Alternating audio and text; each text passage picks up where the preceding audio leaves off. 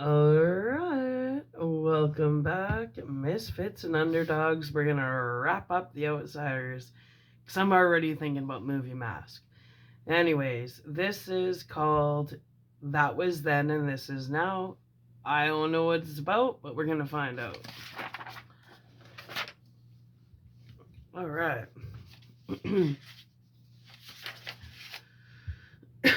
How long is. Oh, this isn't very long. And then this is the wrap up. Yeah. Alright, comfy. Come closer. Ah, how's it going? Okay. It says 1. Mark and me went down to the bar pool hall, about 2 or 3 blocks from where we lived, with the sole intention of making some money. We'd done that before. I was a really good pool player, especially for being just 16 years old. And what's more, I looked like a baby-faced kid who wouldn't know one ball from another. This, and the way Mark set me up, helped me hustle a lot of pool games. The bad deal is, it's against the law to be in this pool hall if you're underage, because of the adjoining bar. The good deal is, the bartender and owner was a good friend of mine, being the older brother of this chick I used to like. When this chick and me broke up, I still stayed friends with her brother, which is unusual in cases like that. Charlie, the bartender, was just 22, but he had a tough reputation and kept order real good. We lived in kind of a rough part of town, and some pretty wild things went on in Charlie's bar. Ooh, interesting. Sounds like the Hilton in Redcliffe. I looked around for a I looked around for a plain clothes cop when we went in. I can always tell a cop, but didn't find one. So I went up to the bar and hopped on a bar stool. Give me a beer, I said, and Charlie, who was cleaning glasses just like every bartender you ever see, gave me a dirty look instead. Okay, I said brightly. A Coke. Your credit ain't so hot, Brian, Charlie said. You got cash? A dime? For crying out loud. Can't you let me charge a dime Coke? Cokes are 15 cents, and you already got $3 worth of Cokes charged. And if you don't pay up this month, I'll have to beat it out of you. He said this real friendly like, but he meant it. We were friends, but Charlie was a businessman too. I'll pay up, I assured him. Don't worry. Charlie gave me a lopsided grin. I ain't worried, kid. You're the one who should be worried. I was, to tell the truth. Charlie was a big, tough guy, so a $3 beating up was something to worry about. $3. I remember in junior high, I hung out with this chick named Maeve Cahill, and in the cafeteria, they had like the best poutine, and I remember being 30 cents short, and it was like a week later, she was like, do you have that 30 cents you owe me? And she was like the richest girl in school, and I'm like, yeah, I'll get you your 30 cents. I forgot about that. Although I wasn't scared of her trying to beat me up. Again, I totally forgot about that. She asked like 3 times, like, do you have that 30 cents you owe me? I'm like, okay, spoiled little bitch. Anyway, pathetic, right? That's what the Soshis are like. Every time matters.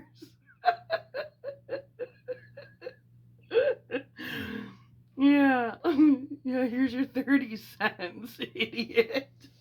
I still remember thinking, I think I diaried that. I'm like, God, people are just, that's when I'm like, I'm not hanging out with these idiots anymore. 30 cents. Anyway, well, she taught me a lesson. I always pay off my debts. Or just don't get gravy with my fries.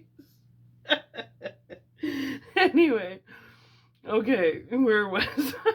I forgot about that. 30 seconds. Oh, and people wonder why I ditched people. Patty. Penny for your thoughts. Anyways, I was to tell the truth. Charlie was a big tough guy, so a $3 beating up was something to worry about.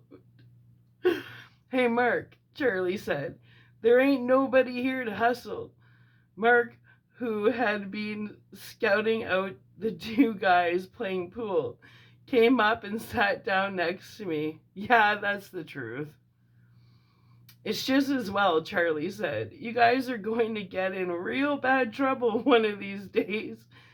Some guys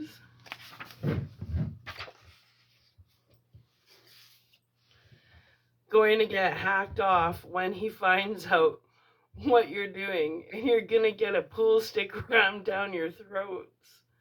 No, we ain't. Mark said. Give me a Coke, Charlie. We don't have any credit, I said glumly. Mark stared at Charlie disbelievingly. You gotta be kidding. Man, when did we ever not pay our bill? Last month.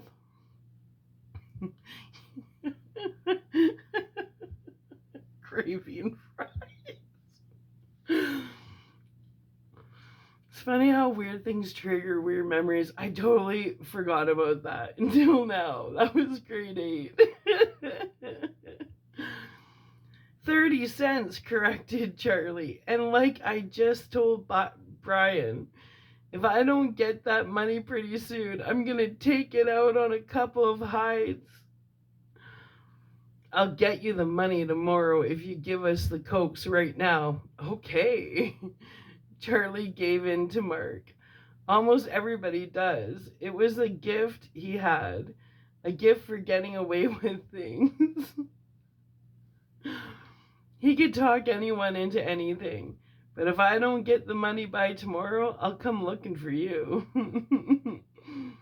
I got chilled. I had heard Charlie say that to another guy once. I also saw the guy after Charlie found him. But if Mark said he'd have $3 by tomorrow, he'd have it. Speaking of looking for you, Charlie continued, the true flower child was in here asking for you. The true flower child, hey? Eminem, Mark said. What do you want? How would I know? Man, that is a weird kid. Nice guy, but weird. Yeah, Mark said. I guess it would be hard to be a hippie in a hood's part of town. Speak for yourself, man, Charlie said. This part of town don't make nobody a hood. You're right, Mark said. But I really sounded profound here for a minute, huh? Charlie just gave him a funny look and got us the Cokes. It was later in that evening now, and some more customers came in. So Charlie quit talking to us. It got pretty busy. Where are you gonna get $3? I asked Mark. He finished off his Coke. I don't know. That bugged the heck out of me. Mark was always pulling stunts like that. I ought to know. Mark had lived at my house ever since I was 10, and he was 9, and his parents shot each other in a drunken argument. And my old lady felt sorry for him and took him home to live with us. My mother wanted 100 kids and could have only one, So until she got a hold of Mark, she had to be content feeding every stray cat that came along. I was one of 3 kids, and I have one, and he turned out just fine. Anyway, there was no telling how many kids she might have picked up along the line if she could have afforded more than 2, me and Mark. I had been friends with Mark long before he came to live with us. He had lived down the street, and it seemed to me that we had always been together. We had never had a fight. We had never even had an argument. In looks, we were complete opposites. I'm a big guy, dark hair and eyes, the kind who looks like a Saint Bernard puppy. Which I don't mind, as most chicks cannot resist a Saint Bernard puppy. Mark was small and compact, with strange golden eyes and hair to match, and a grin like a friendly lion. Rawr. He was so much stronger than he looked. He could tie me in arm wrestle. Tongue-tied. It's 3 a.m. Back off. Anyway, he was much stronger than he looked. He could tie me in arm wrestling. He was my best friend, and we were like brothers. Let's go look for Eminem, Mark said abruptly, and we left. It was dark outside and seemed a little chilly. This was probably because school had just started, and it always seems like fall when school starts, even if it's hot. Charlie's bar was on a real crummy street with a lot of other bars whose bartenders kicked us out when we strolled in. A movie house, a drugstore, and a secondhand clothes store that always had a sign in the window saying, "We buy almost anything." And from the looks of their clothes, they did. When my old lady went into the hospital, we got so low on money that I bought some clothes there. It's pretty lousy buying used clothes. We found Eminem in the drugstore reading Newsweek, which shows what a weird kid he was, since there were plenty of skin mags and things to read. A little, and then a little kid like him shouldn't be reading that junk. I know, but he should at least want to. Talking about skin magazines, porno, right? Hey, Charlie. Hey, Charlie said, "You was looking for us." Mark greeted him. Eminem looked up at him. "Yeah? How you guys doing?" Eminem was the most serious guy I knew. He always had this wide-eyed, intent, trusting look on his face.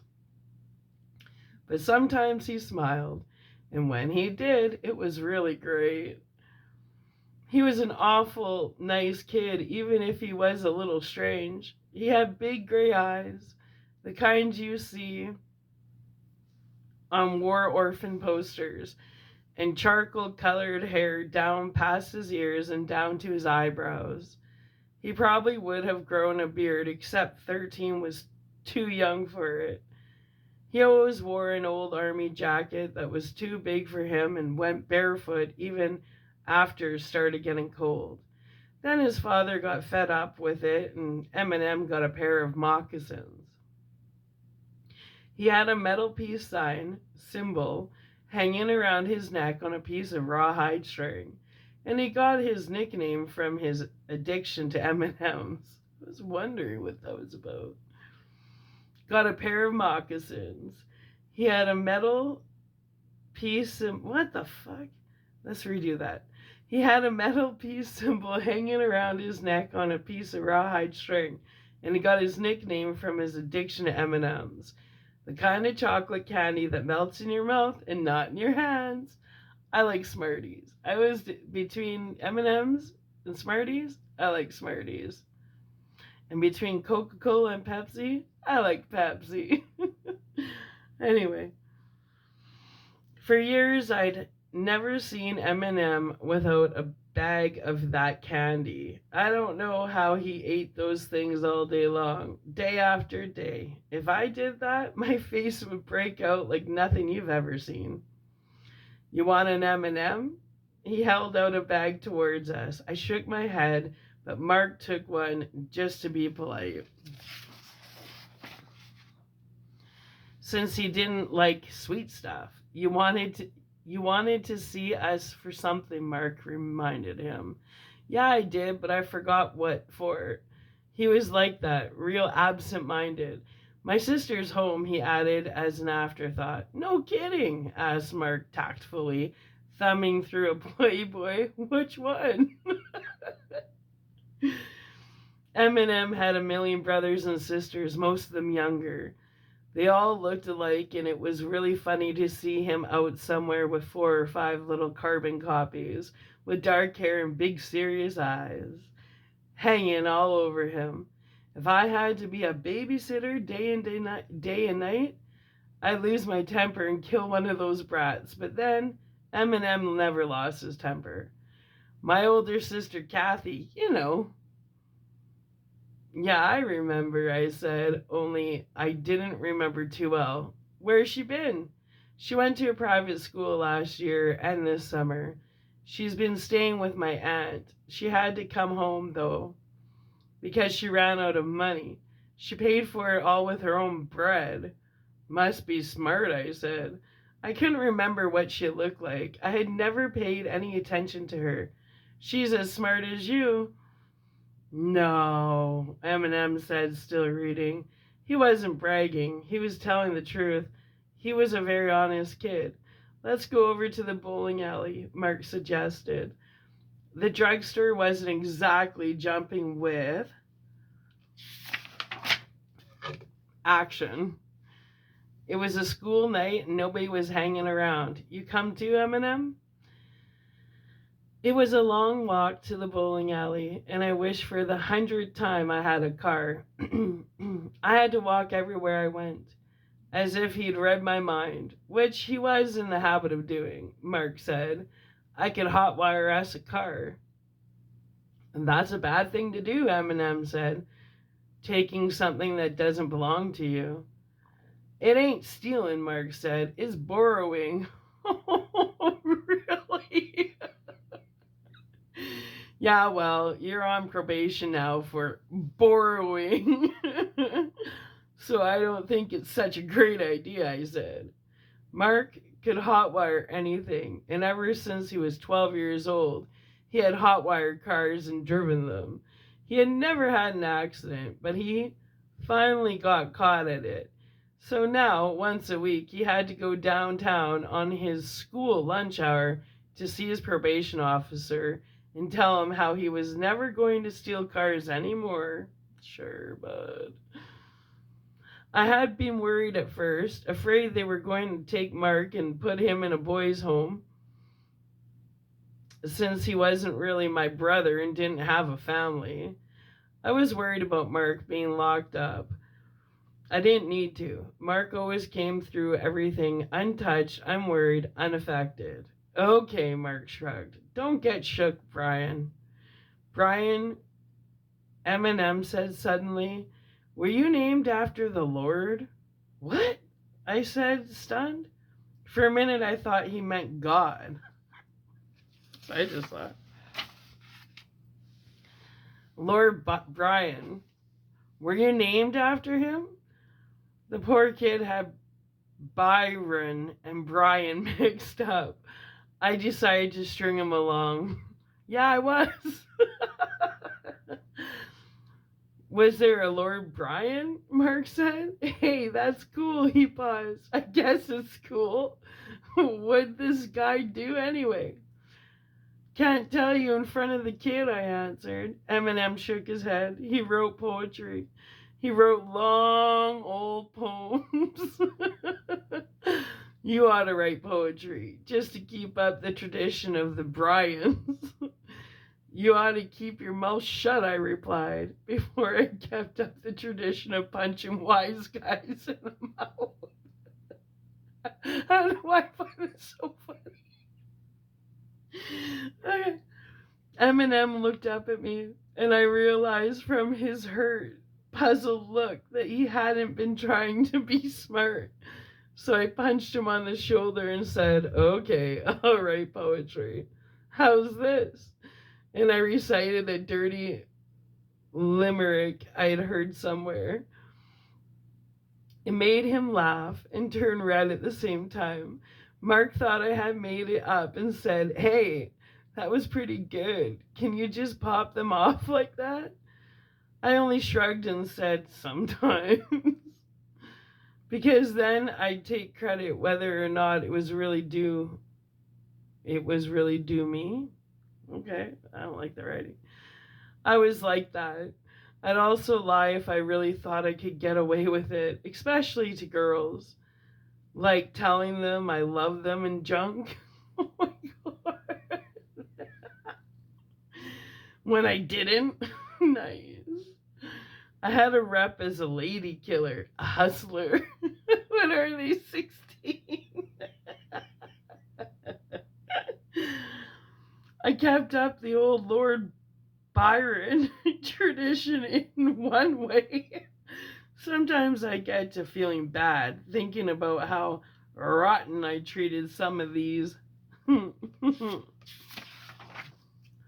chicks, but most of the time it didn't even bother me. Eminem, old buddy, Mark was saying, putting his arm across Eminem's shoulders. I was wondering if you might be able to loan your best friend some money. You ain't my best friend, Eminem said with this disarming honesty. But how much do you want? $3? Because he owed him $3. I got 50 cents. Eminem reached into his jeans pocket and pulled out a couple quarters. Here. Forget it, I said. Me and Mark looked at each other and shook our heads. Eminem was unbelievable. It's okay. I'll get 50 cents again next week for babysitting. Is that all you get paid for watching all those kids? 50 cents? I couldn't get over it. 50 cents a week? I think it's enough. I don't mind taking care of the kids. Who's gonna do it if I don't? Both my parents work, so they can't do it. Anyway, I like my family. When I get married, I'm gonna have at least 9 or 10 kids. Holy shit. That's a lot of kids. There goes the population explosion, Mark said. Well, now that your sister's home, she can do a lot of the babysitting, I said, trying to be helpful. Eminem could tell we thought he was crazy. Kathy's got a job after school. She can't help. I don't know what I have to do to convince you that I don't mind. Okay, I'm convinced. I was also tired of the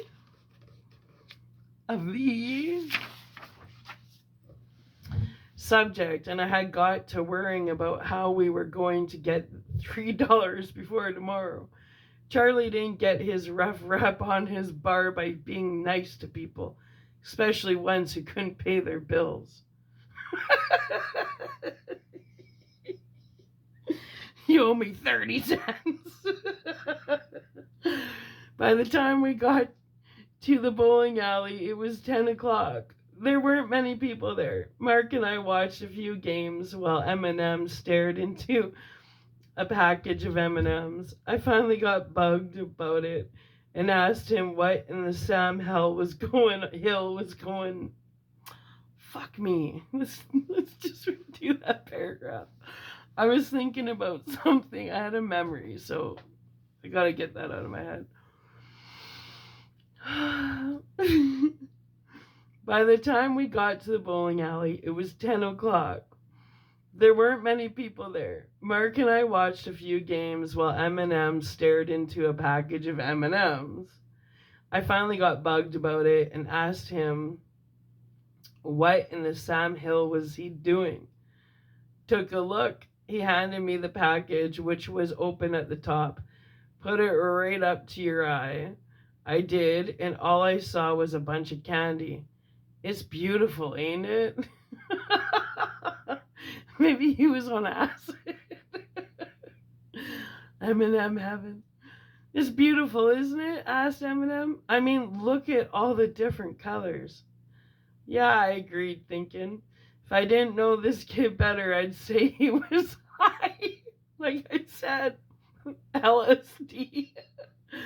Let me look, said Mark, so I handed him the package. Hey, that is groovy. Look at all the colors. He gave the candy back to Eminem, looked at me, and shrugged. I'm gonna try that sometime with my Smarties. Eminem got up. I gotta go home now. I'll see you guys later. We just got here, Mark objected. Yeah, well, I just came along for the walk and now I gotta go home. I watched him leave. The kid's weird, I said. That's all there is to it. Mark lit up a cigarette, our last one, so we had to pass it back and forth. I know, but I still get a kick out of him. Come on, let's go catch up with him. There ain't nothing to do around here. Outside, I spotted Eminem at the corner. There were 3 guys trailing him. When you see something like that around here, you know right away somebody is about to get jumped.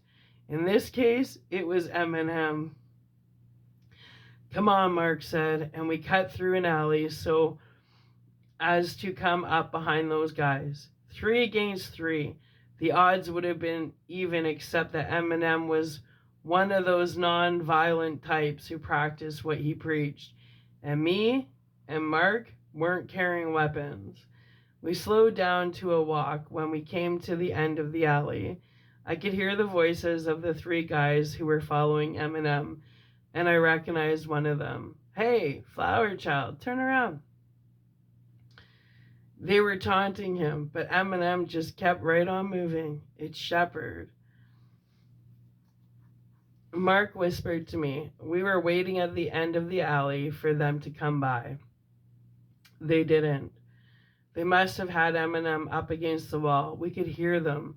Hey, hippie, don't you answer when you're spoken to? That ain't nice. Curly, why don't you leave me alone? Eminem sounded very patient. I moved over to the other side of the alley just in time to see Curly pull out a switchblade and reach over and cut through the rawhide string on Eminem's piece metal. It fell to the ground. Fucking bullies. I hate bullies. And Eminem's just a harmless hippie who likes his M&Ms. Eminem reached down to pick it up, and Curly brought his knee up sharply and hit Eminem in the face. Me and Mark looked at each other, and Mark flashed me a grin. We both like fights. We ran out and jumped on them, and the one we didn't get to look... What? We ran out and jumped on them, and the one we didn't get took off, which was a wise thing for him to do.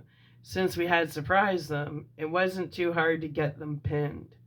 I had Curly Shepard in a stranglehold with one arm twisted behind his back, while Mark had the other guy pinned on the ground.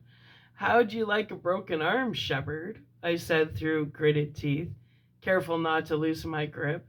His switchblade had fallen on the sidewalk, but I didn't know what all he meant, what all he might be carrying. He liked to play rough.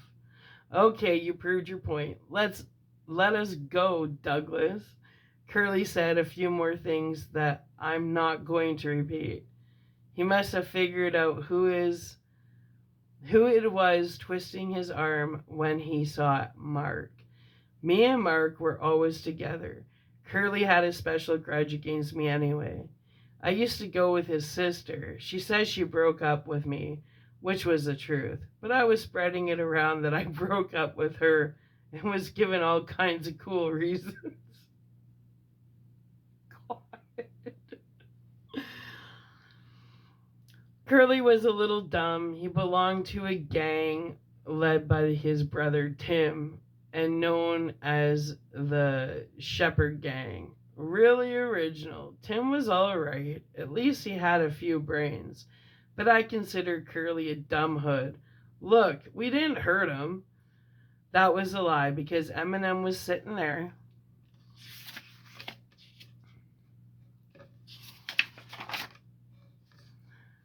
Against the wall, and already his cheek was swelling up and turning purple. He was trying to tie the ends of the rawhide string together, and his hands were shaking. Let them go, said Eminem. I'm okay. I gave Curly's arm an extra twist for good measure and then gave him a shove that almost sent him sprawling. Mark let the other guy up, but when he was almost to his feet, Mark gave him a good swift kick. They left, cussing us out, partly in English and partly in sign language. Mark was helping Eminem up. Come on, kid, he said easily. Let's get you home. The whole side of Eminem's face was bruised, but he gave us one of his rare, wistful grins. Thanks, guys. Mark suddenly laughed. Hey, look what I got. He waved 3 $1 bills at me. Where'd you get that? I asked, although I knew good and well where he got it. Mark was very quick. Nobody had to teach him how to hotwire a car or to pickpocket. It was a donation, Mark said seriously, for the cause. This was an old joke, but Eminem fell for it. What cause? 'Cause we owe it to Charlie, Mark said, and Eminem almost laughed, but instead winced with pain.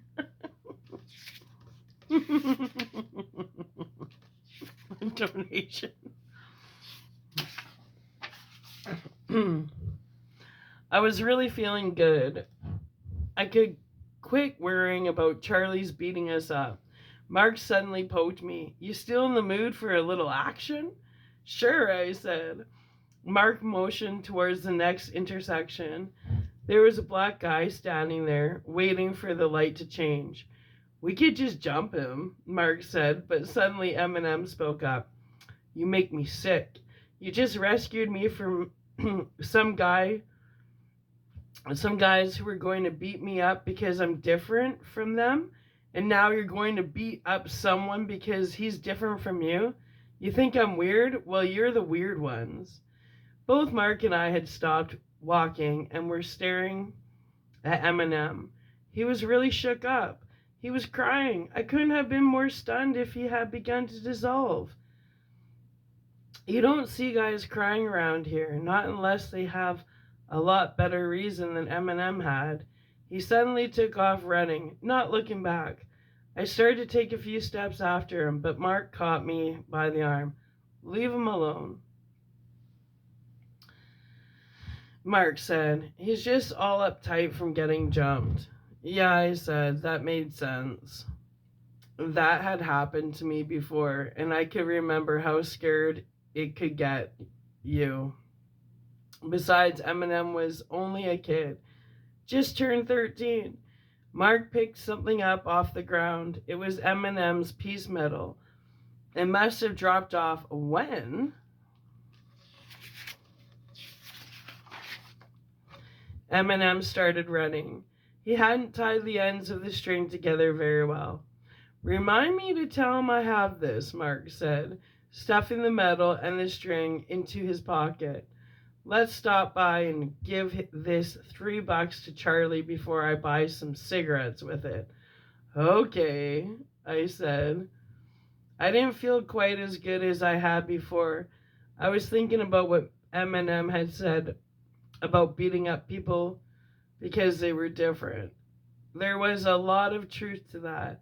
The rich kids in town used to drive around over in our part of the city and look for people to beat up.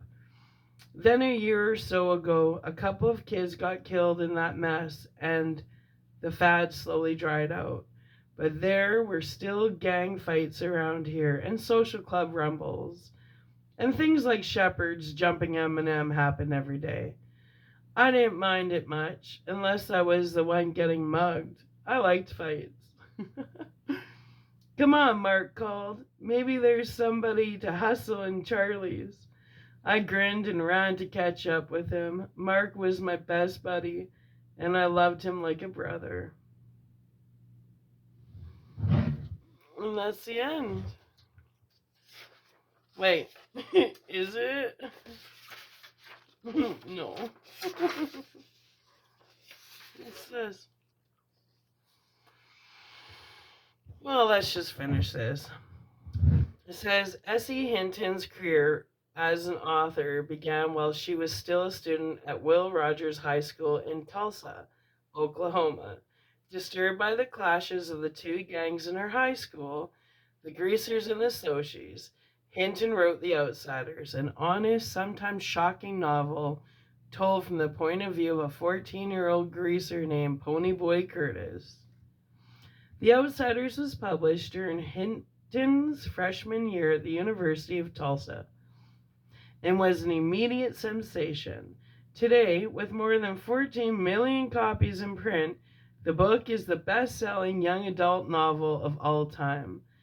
The book was also made into film in 1983, directed by Francis Ford Coppola and featuring budding young stars Tom Cruise, Matt Dillon, and Rob Lowe. Oh my God, Rob Lowe.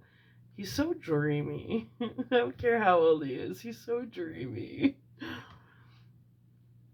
The Outsiders brought with it publicity and fame. S.E. Hinton became known as the voice of the youth. This overnight success also brought a lot of pressure, resulting in a 3-year-long writer's block. Her boyfriend, now husband, eventually helped break this block by suggesting she write 2 pages a day before going anywhere. This ultimately led to her second novel. That was then, this is now. Mrs. Hinton went on to write several other novels, including Rumble, Fish, and Text. In 1988, she was awarded the first annual Margaret A. Edwards Award, given in honor of an author whose book or books, over a period of time, have been accepted by young adults as an authentic voice that continues to illustrate their experiences and emotions, giving insight into their lives. S.E. Hinton still lives in Oklahoma with her husband and son, where she enjoys writing, riding horses, and taking courses at the university. Well, thank you for joining me for The Outsiders. Tomorrow, we're going to get into the mask with Cher about her son Rocky.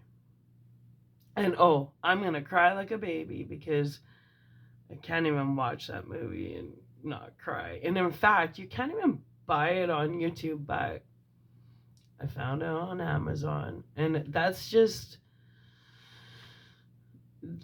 what, for me, that's a collector's movie because I don't know. Because it was a movie of substance. And nowadays, it's just all about AI, and where's the storylines? Where are the writers, right? Wow. S.E. Hinton kicks ass. The Outsiders is awesome. We're gonna get into Mask. I have so many amazing books I'm gonna be reading. I'm so excited. Yeah, I went through my mind. I'm like, oh, I need this book and that book and all these books, and I have this book and I have that book, and I know that after Christmas we have a lot of real good bangers I'm gonna be reading. I know, total nerd, right? I'm like, I'm so excited to read 100 novels this year. All right. I think we're heading into 4 a.m., which is cool because I'm like a vampire. I'm up all night and sleep all day. No, I don't sleep all day. I sleep for about 3 hours a day, but I'm definitely up all night. Yeah. Not that anybody was asking. I'm just talking to myself. One day these videos will get out to somebody. But until then, I don't know what year it is in your world, but in my world, we're November 24th, I think, 2025. So, whoever you are, wherever you are, whatever year it is, if you haven't read The Outsiders by S.E. Hinton, you gotta go read it. Or just, I guess you heard it, but read it. Watch the movie. And now I'm just talking for the sake of talking. I think that's called verbal diarrhea. Alright, I love you. Whoever's sleeping, I hope you're dreaming well. And I'll see you people in a few hours with the book Mask. It's a tearjerker. It's a jerker, alright. Alright, love you. Love you long time. Bye.